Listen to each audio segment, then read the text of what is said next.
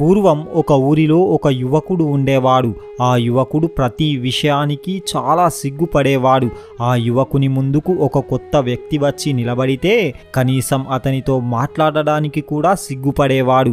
కొత్త వారితో అస్సలు మాట్లాడేవాడు కాదు. కొన్నిసార్లు తనకు తెలిసిన వారితో మాట్లాడడానికి కూడా సిగ్గుపడేవాడు. ఈ సమస్య వల్ల తనలో తాను ఎప్పుడూ బాధపడుతూ ఉండేవాడు. అతను తన జీవితంలో ఏమీ చెయ్యలేకపోతున్నాడు. కాలం గడిచిన కొద్దీ ఈ సిగ్గుపడే అలవాటు కూడా ఇంకా పెరిగిపోతూనే ఉంది. దీనివల్ల అతనికి బాధ, భయం, నిరాశ కలుగుతున్నాయి.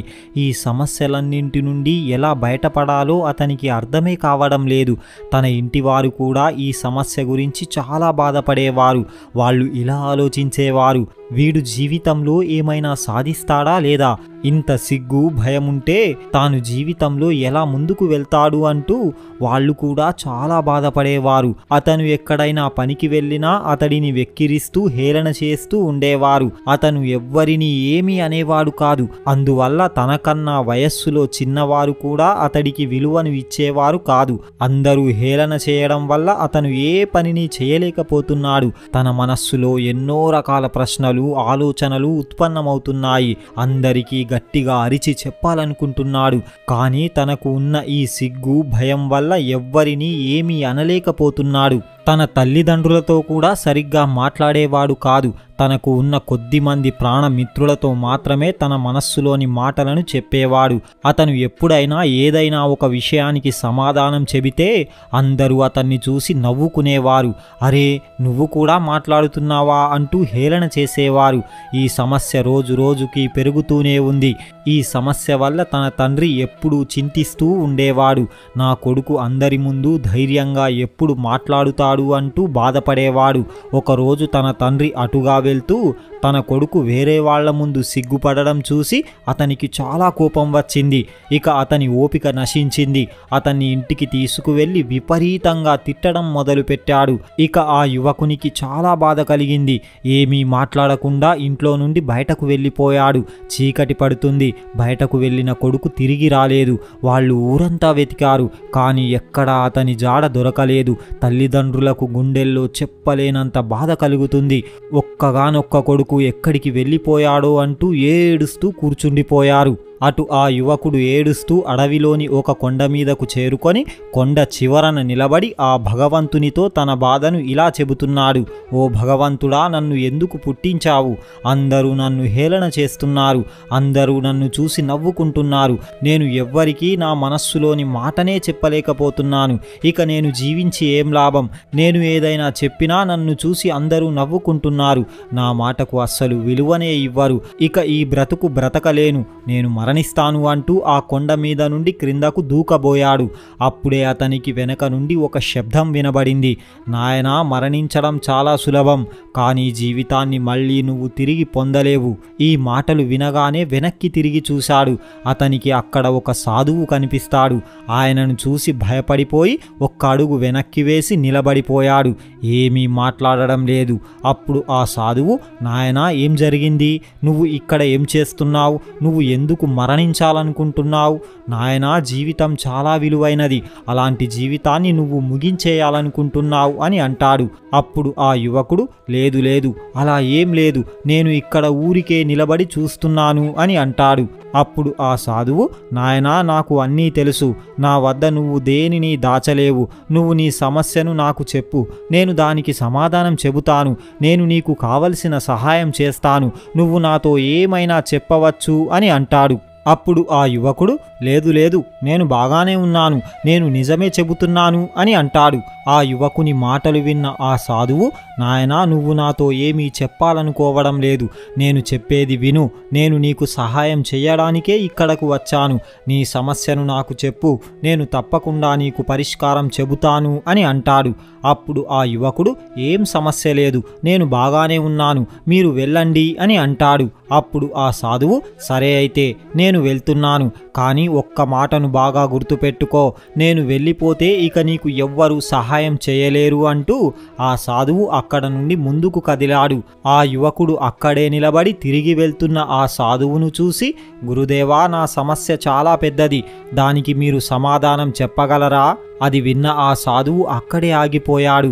వెనక్కి తిరిగి, నాయనా, ఈ లోకంలో సమాధానం లేని సమస్య ఏదీ లేదు. నువ్వు ముందు నీ సమస్యను నాకు చెప్పు, దానికి తప్పకుండా నేను సమాధానం చెబుతాను అని అంటాడు. అప్పుడు ఆ యువకుడు, గురుదేవా, నా సమస్య ఏమిటంటే నాకు సిగ్గు ఎక్కువ. దానివల్ల నేను ఎవ్వరితో ఎక్కువగా మాట్లాడలేకపోతున్నాను. నా మనస్సులోని మాటను ఎదుటి వారికి చెప్పలేకపోతున్నాను. నేను ఎవరితోనైనా మాట్లాడాలని ప్రయత్నిస్తే నన్ను అందరూ హేళన చేస్తున్నారు. ఎవరు నన్ను ఏమన్నా నేను వారికి తిరిగి సమాధానం చెప్పలేకపోతున్నాను. నేను కూడా అందరిలాగా హుషారుగా ఉండాలని కోరుకుంటున్నాను. అందరిలాగా మాట్లాడాలనుకుంటున్నాను. నా మనస్సులోని మాటను ఎదుటి వారికి భయం లేకుండా చెప్పాలనుకుంటున్నాను. అందరితో కలిసి తిరగాలనుకుంటున్నాను. దానికి మీ వద్ద ఏమైనా సమాధానం ఉందా అంటూ అడుగుతాడు. ఆ యువకుని సమస్యను విన్న ఆ సాధువు ఇలా అంటున్నాడు, నాయనా, సిగ్గుపడడం వేరు, భయపడడం వేరు. మన లోపల భయం ఉంటే మనం ఎప్పుడూ ఎవరితో కూడా సరిగ్గా మాట్లాడలేము. మనకు నాలుగు వైపులా భయమే కనబడుతుంది. మనం ప్రతిదానికి భయపడుతూనే ఉంటాం. దీనిని సిగ్గుపడడం అని అనరు. సిగ్గుపడడం అనేది ఒక హద్దు వరకే మిమ్మల్ని మౌనంగా ఉంచుతుంది. కానీ భయం మాత్రం ఎప్పుడూ మాట్లాడకుండా చేస్తుంది. లోపల భయం ఉన్నవాడు బయటకు గట్టిగా మాట్లాడలేడు. నాయనా, నువ్వు అన్నింటికంటే ఎక్కువగా దేనిని చూస్తే సిగ్గుపడతావు? అప్పుడు ఆ యువకుడు, గురుదేవా, నాకు మా నాన్నతో మాట్లాడాలంటే చాలా సిగ్గు కలుగుతుంది. నేను ఆయన ముందు ఏమీ మాట్లాడలేకపోతాను అని అంటాడు. అప్పుడు ఆ సాధువు, నాయనా, మీ తండ్రితో మాట్లాడాలనుకున్నప్పుడు లేదా మాట్లాడుతున్నప్పుడు నీ మనస్సులో ఎలాంటి ఆలోచనలు కలుగుతాయి? అప్పుడు ఆ యువకుడు, గురుదేవా, నేను మాట్లాడాలనుకున్నప్పుడు మా నాన్న తిడతాడేమో, లేదా కోపం చేస్తాడేమో, లేదా నేనే ఏమైనా తప్పుగా మాట్లాడతానేమో, అసలు మా నాన్నకు నేనంటే ఇష్టం ఉందో లేదో అనే ఆలోచనలు నాకు కలుగుతాయి. గురుదేవా, మీరేమో సిగ్గుపడడం వేరు, భయపడడం వేరు అని అంటున్నారు. మరి దీనికి ఏదైనా ఉపాయం ఉందా? భయపడకుండా ఉండడానికి, లోపల ఉన్న భయం తొలగించుకోవడానికి ఏం చేయాలి? దయచేసి నాకు సమాధానం చెప్పండి. నేను లోపల ఉన్న భయాన్ని తొలగించుకొని అందరితో ధైర్యంగా మాట్లాడాలనుకుంటున్నాను అని అడుగుతాడు. అప్పుడు ఆ సాధువు, నాయనా, నువ్వు ఒక పనిని చెయ్యాలి. నువ్వు మీ నాన్న వద్దకు వెళ్ళి, నేను ఒక పనిని చెయ్యాలనుకుంటున్నాను, నాకు కొద్దిగా ధనం కావాలి అని అడుగు. నువ్వు ఆయన వద్దకు వెళ్ళి ధైర్యంగా ధనం అడిగితే నేను నీ సమస్యకు పరిష్కారం తప్పకుండా చెబుతాను అని అంటాడు. అది విన్న ఆ యువకుడు భయపడిపోయాడు. గురుదేవా, నాకు ఈ పని చెప్పకండి. నేను ఆయనతో ఈ మాటను అనలేను. మా నాన్నను చూస్తేనే నాకు మాట తడబడుతుంది. అలాంటిది నేను ధనం ఎలా అడుగుతాను అని అంటాడు. అప్పుడు ఆ సాధువు, అలా చెయ్యకపోతే ఇక నీ సమస్యకు ఎప్పటికీ పరిష్కారం లభించదు. ఇక నువ్వు నీ జీవితాన్ని సుఖంగా అందరితో కలిసి జీవించలేవు అని అంటాడు. అది విన్న ఆ యువకుడు, గురుదేవా, మీరు అలా అనకండి. వేరే ఏదైనా ఒక పనిని చెప్పండి, నేను చేస్తాను అని అంటాడు. అప్పుడు ఆ సాధువు, నాయనా, నీ లోపల ఉన్న భయాన్ని పూర్తిగా తొలగించుకోవాలంటే, నీకు నా నుండి సమాధానం కావాలంటే ముందుగా నేను చెప్పిన ఈ పనిని నువ్వు తప్పకుండా చెయ్యాలి అని అంటాడు. ఆ యువకుడు చాలాసేపు ఆలోచించుకొని, సరే గురుదేవా, మీరు చెప్పినట్టే చేసే ప్రయత్నం చేస్తాను అంటూ ఆ యువకుడు అక్కడ నుండి తన ఇంటికి చేరుకున్నాడు. తమ కుమారుణ్ణి చూసి తల్లిదండ్రులు చాలా సంతోషిస్తారు. ఆ యువకుడు భయపడుతూనే తన తండ్రితో ఇలా అంటున్నాడు, నాన్నగారు, నేను మిమ్మల్ని ఒక మాట అడగాలనుకుంటున్నాను అని అంటాడు. అప్పుడు తండ్రి, ఏంటో చెప్పు అని అంటాడు. ఆ యువకుడు, నాన్నగారు, నేను ఒక పనిని చెయ్యాలనుకుంటున్నాను. దానికోసం నాకు కొంత ధనం కావాలి. మీరు నాకు కొంత ధనాన్ని ఇవ్వగలరా అంటూ అడుగుతాడు. అప్పుడు ఆ తండ్రి అతడిని ఆశ్చర్యంగా చూస్తాడు. తండ్రికి లోపల చాలా సంతోషం కలుగుతుంది. వెంటనే కొంత ధనాన్ని ఆ యువకునికి ఇస్తూ, నాయనా, ఇంత చాలా, ఇంకా ధనం కావాలా అంటూ అడుగుతాడు. అప్పుడు ఆ యువకుడు, లేదు నాన్న, చాలు, ఈ ధనం నాకు సరిపోతుంది అంటూ అక్కడ నుండి ఆ ధనాన్ని తీసుకొని వేగంగా పరిగెడుతూ గురువు వద్దకు చేరుకున్నాడు. గురుదేవా, మీరు చెప్పినట్టుగానే చేశాను. ఇదిగో మా నాన్న వద్ద నుండి ధనం అడిగి తీసుకువచ్చాను. ఇక మీరు నా సమస్యకు పరిష్కారం చెప్పండి అంటూ అడుగుతాడు. అప్పుడు ఆ సాధువు, నాయనా, అంత తొందర ఎందుకు? నువ్వు నా కోసం ఇంకో చిన్న పనిని చెయ్యాలి. అప్పుడే నేను నీకు సమాధానం చెబుతాను. ఈ పనిని నువ్వు చెయ్యలేకపోతే నేను నీ సమస్యకు పరిష్కారం చెప్పలేను అని అంటాడు. అప్పుడు ఆ యువకుడు, గురుదేవా, నేను మీకోసం ఒక పనిని చేశాను కదా, మళ్ళీ మీరు ఇంకో పనిని చేయమంటున్నారు. అప్పుడు ఆ గురువు, నాయనా, నువ్వు ఈ పనిని తప్పకుండా చెయ్యాలి అని అంటాడు. అప్పుడు ఆ యువకుడు, సరే అయితే నేనేం చెయ్యాలి అంటూ అడుగుతాడు. అప్పుడు ఆ సాధువు, నాయనా, నువ్వు మళ్ళీ మీ నాన్న వద్దకు వెళ్ళి ఈ ధనాన్ని తిరిగి ఇచ్చేసి, నేను ఇప్పుడు ఏ పనిని చెయ్యాలనుకోవడం లేదు, నాకు అవసరం వచ్చినప్పుడు మళ్ళీ ఈ ధనాన్ని నేను తీసుకొని నా పనిని పూర్తి చేసుకుంటాను అని చెప్పాలి అని అంటాడు. ఆ మాటలు విన్న ఆ యువకుడు గజగజ వణికిపోయాడు. గురుదేవా, ఇది నా వల్ల అస్సలు సాధ్యం కాదు, నాకు వేరే ఏదైనా పనిని చెప్పండి, నేను ఈ ధనాన్ని తీసుకొని తిరిగి ఆయన వద్దకే వెళ్తే నా గురించి ఆయన ఏమనుకుంటాడు, నాకు చాలా భయంగా ఉంది అని అంటాడు. అప్పుడు ఆ సాధువు, నాయనా, నేను చెప్పిన పనిని మాత్రమే చేయాలి, లేదంటే నీ సమస్యకు సమాధానం నేను చెప్పలేను అని అంటాడు. ఇక ఆ యువకుడు భయపడుతూనే, సరే గురుదేవా, నేను తిరిగి వెళ్ళి ఈ ధనాన్ని తిరిగి మా నాన్నగారికి ఇచ్చేసి వస్తాను అంటూ తిరిగి ఇంటికి చేరుకున్నాడు. తన తండ్రి దగ్గరకు చేరుకొని, నాన్నగారు, నేను ఈ ధనాన్ని ఇప్పుడు తీసుకోవాలనుకోవడం లేదు, మీరు ఈ ధనాన్ని తిరిగి తీసుకోండి, మళ్ళీ నాకు ఏదైనా అవసరం వచ్చినప్పుడు తప్పకుండా మళ్ళీ నేను ఈ ధనాన్ని తీసుకుంటాను అని అంటాడు. అప్పుడు ఆ యువకుని తండ్రి నవ్వుతూ, నాయనా, నాకు అర్థమైంది, ఏ పనినైనా ప్రారంభించడానికి ముందు దాని గురించి పూర్తిగా తెలుసుకోవాలి, దానిని అర్థం చేసుకోవాలి, ఎప్పుడు చేయాలి, ఎలా చేయాలి అనేది ముందుగానే ఆలోచించుకోవాలి, ఏ పనిని తొందరపాటుతో మొదలు పెట్టకూడదు, వీటన్నింటి గురించి పూర్తిగా తెలుసుకున్న తరువాతనే అందులో ధనం పెట్టాలి. నాకు చాలా ఆనందంగా ఉంది, నువ్వు సరైన నిర్ణయమే తీసుకున్నావు, నువ్వు చేయాలనుకున్న పని నీకు ఎప్పుడు సరైనదిగా అనిపిస్తే అప్పుడే ఆ పనిని మొదలుపెట్టు, అప్పుడు ఈ ధనాన్ని నేను నీకు తిరిగి ఇస్తాను అని అంటాడు. తండ్రి చెప్పిన ఈ మాటలు విని అతనికి చాలా సంతోషం కలిగింది. తన తండ్రి తనతో ఇలా మాట్లాడుతాడని అస్సలు ఊహించలేదు. అప్పుడే తన తండ్రి సంతోషంగా తన దగ్గరకు వచ్చి ఆ యువకుణ్ణి కౌగిలించుకున్నాడు. తన తండ్రి తనను కౌగిలించుకోగానే అతనికి చాలా ధైర్యం వచ్చింది. అతని ఆత్మవిశ్వాసం మరింతగా పెరిగింది. ఆనందంతో కళ్ళల్లో నీళ్లు తిరుగుతున్నాయి. ఆ తరువాత మళ్ళీ గురువు వద్దకు చేరుకొని, గురుదేవా, మీరు చెప్పినట్టుగానే నేను రెండవ పనిని కూడా పూర్తి చేశాను, ఆ ధనాన్ని తిరిగి మా నాన్నగారికి ఇచ్చేశాను, ఇక ఇప్పుడు మీరు నా సమస్యకు సమాధానం చెప్పండి అంటూ అడుగుతాడు. అప్పుడు ఆ సాధువు, నాయనా, నువ్వు ఇంకొక పనిని చేయవలసి ఉంది అని అంటాడు. అప్పుడు ఆ యువకుడు, గురుదేవా, ఈ పనులన్నీ నాతో ఎందుకు చేయిస్తున్నారు, మీ వద్ద నా సమస్యకు పరిష్కారం ఉందా లేదా, లేదంటే అందరిలాగే మీరు కూడా నన్ను పిచ్చివాడిగా భావిస్తున్నారా, ముందు నాన్నగారి వద్దకు వెళ్ళి ధనం తీసుకురమ్మన్నారు, నేను తెచ్చిన తరువాత వాటిని తిరిగి ఇచ్చేయమన్నారు, నేను మీరు చెప్పినట్టే ధనాన్ని తిరిగి ఇచ్చేశాను, మళ్ళీ ఇప్పుడు ఇంకొక పనిని చేయమంటున్నారు, ఇక నేను చెయ్యలేను అని అంటాడు.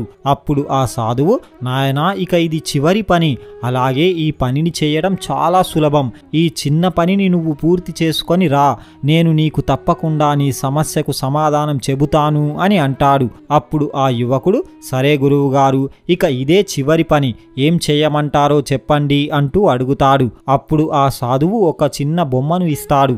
అది చూడడానికి ఒక సాధారణమైన మనిషి బొమ్మలాగే ఉంది.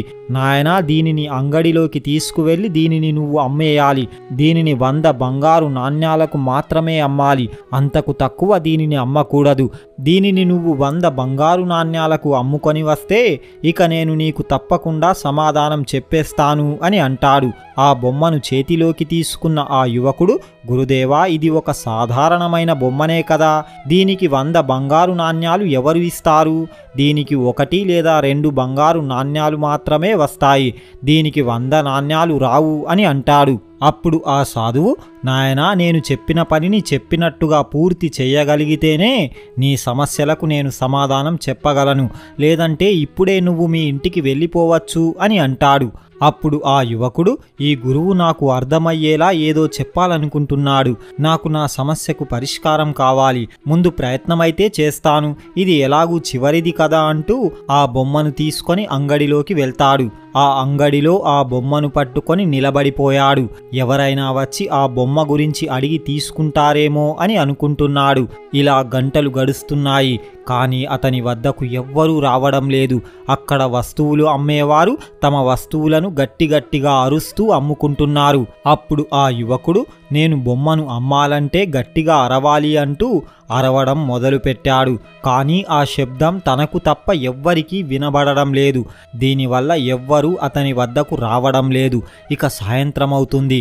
అందరూ వాళ్ళ ఇంటికి తిరిగి వెళ్ళిపోతున్నారు. అతనికి భయం కలుగుతుంది. నా బొమ్మను ఎవ్వరూ కొనడం లేదు. సాయంత్రం అవుతుంది. నేను ఈ బొమ్మను అమ్మకపోతే ఆ గురువు నా సమస్యకు పరిష్కారం చెప్పడు. పరిష్కారం లేకపోతే నా జీవితంలో ఏ మార్పు రాదు. మళ్ళీ నా జీవితాన్ని సిగ్గు భయంతోనే జీవించాలి. నా జీవితాన్ని మార్చుకునేందుకు ఇదే చివరి అవకాశం అంటూ ఇక గట్టిగా అరవడం మొదలుపెట్టాడు. అందరూ బాగా వినండి, 100 బంగారు నాణ్యాలకు ఈ బొమ్మను కొనుక్కోండి అంటూ అరుస్తున్నాడు. అతని అరుపులు విని చాలామంది అతని దగ్గరకు వచ్చి, అసలు ఈ బొమ్మలో అంత ప్రత్యేకత ఏముంది? దీనిని 100 బంగారు నాణ్యాలకు అమ్మాలనుకుంటున్నావు అంటూ అడిగి తిరిగి వెళ్ళిపోతున్నారు. అతను వచ్చిన వాళ్ళందరికీ చాలా నచ్చజెప్పే ప్రయత్నాలు చేస్తున్నాడు. ఆ విగ్రహం గురించి ఏదేదో చెబుతూనే ఉన్నాడు. కానీ ఆ యువకుడు చెప్పింది ఎవ్వరూ నమ్మడం లేదు. ఇక అతనికి నిరాశ కలిగింది. ఏం చెయ్యాలో అర్థమే కావడం లేదు. అతను చాలాసేపు ఆలోచించి అందరితో ఇలా అంటున్నాడు, ఇది ఏ సమస్యకైనా సమాధానాన్ని చెప్పే మా గురువుగారి బొమ్మ. ఇది ఈ లోకంలో ఒక్కటే ఉంది. ఎవరి వద్ద ఈ బొమ్మ ఉంటుందో వారి ఇంట్లో ఏ సమస్య ఉండదు. ఏ సమస్యకైనా సమాధానం చూపిస్తుంది ఈ బొమ్మ అంటూ అరుస్తున్నాడు.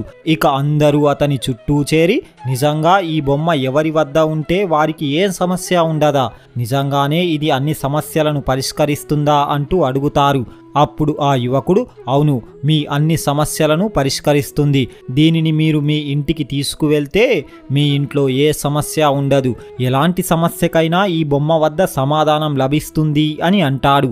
ఆ మాటలు విన్న వాళ్ళంతా ఆ బొమ్మ నాకు కావాలి అంటూ ఒకరికంటే ఒకరు ఎక్కువ ధనాన్ని ఇవ్వడానికి సిద్ధపడుతున్నారు.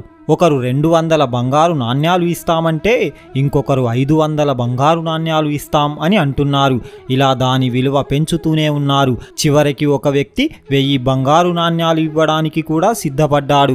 అందరూ అతని చుట్టే చేరుకున్నారు. ఎలాగైనా దానిని కొనుక్కోవాలని అందరూ ప్రయత్నిస్తున్నారు. అది చూసిన ఆ యువకుడు ఇంకా గట్టిగా అరుస్తూ చెబుతున్నాడు. ఆ బొమ్మ గురించి అందరికీ వివరిస్తున్నాడు.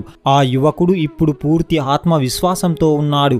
అక్కడ అంతమంది చుట్టూ ఉన్నా ఏమాత్రం భయపడకుండా గట్టిగా మాట్లాడుతున్నాడు. ఆ యువకుడు పూర్తి ఆత్మవిశ్వాసంతో చెప్పడంతో ఆ యువకుని మాటను అందరూ పూర్తిగా నమ్ముతున్నారు. చీకటి పడుతుంది, కానీ జనం మాత్రం ఇంకా అతని చుట్టూ చేరుతూనే ఉన్నారు.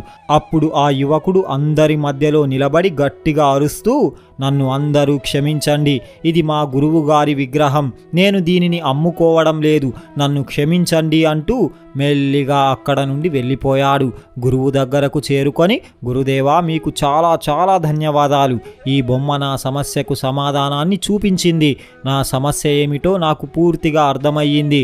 నేను దీనిని అమ్మి బంగారు నాణ్యాలు తేలేకపోయాను, కానీ నా సమస్యకు సమాధానం మాత్రం లభించింది. అది విన్న ఆ సాధువు, నాయనా, నేను ఇంకా నీ సమస్యకు సమాధానం చెప్పలేదు. నువ్వు స్వయంగా నీ సమస్యకు సమాధానాన్ని తెలుసుకున్నావు. నాయనా, నీ మనస్సులో ఎన్నో రకాల ఆలోచనలు ఉండేవి. నేను ఇలా చేస్తే వాళ్ళేమనుకుంటారో, నేను మాట్లాడితే నన్ను హేళన చేస్తారేమో అనే ఆలోచన నీలో ఉండేది. ఎన్నో రకాల భయాలు నీ మనస్సులో ఉండేవి. కానీ నువ్వు ఈ బొమ్మను అమ్మినప్పుడు అంతమంది జనానికి భయపడకుండా నీ మనస్సులో ఉన్నదాన్ని ఏమాత్రం భయపడకుండా అందరి ముందు గట్టిగానే చెప్పావు. ఇలా నీ మనస్సులో ఉన్న భయం తొలగిపోయింది. ఆ భయాన్నే నువ్వు సిగ్గుపడడం అని అనుకున్నావు. ఇప్పుడు ఆ భయం ఎటు వెళ్ళిపోయింది? ఇప్పుడు నువ్వు ఎవ్వరితోనైనా ధైర్యంగా మాట్లాడుతావు కదా అంటూ అడుగుతాడు. అప్పుడు ఆ యువకుడు, గురుదేవా, మీరు నిజమే చెప్పారు. మీరు నాకు ఆత్మవిశ్వాసాన్ని కలిగించారు. నేను దేనినైనా చెయ్యగలను అనే ధైర్యం నాకు కలిగింది. ఇప్పుడు ఎంతమంది ముందైనా ఏ భయం లేకుండా నేను గట్టిగా మాట్లాడగలను. మీకు రుణపడి ఉంటాను అని చెప్పి ఆ యువకుడు పూర్తి ఆత్మవిశ్వాసంతో అక్కడ నుండి ఇంటికి వెళ్ళిపోయాడు. ఇక అందరితో ఏ భయం లేకుండా ధైర్యంగా మాట్లాడుతున్నాడు. అది చూసిన అతని తల్లిదండ్రులు కూడా చాలా సంతోషిస్తున్నారు. చూశారు కదా, మీకు గనక ఈ వీడియో నచ్చితే జై శ్రీకృష్ణ అని ఒక చిన్న కామెంట్ చేయండి. ఇలాంటి మరిన్ని వీడియోస్ కోసం ఇప్పుడే మా ఛానల్ని సబ్స్క్రైబ్ చేసుకోండి. పక్కనే ఉన్న బెల్ ఐకాన్ని ప్రెస్ చేయండి. మా వీడియోని లైక్ చేయండి, షేర్ చేయండి. జై శ్రీకృష్ణ.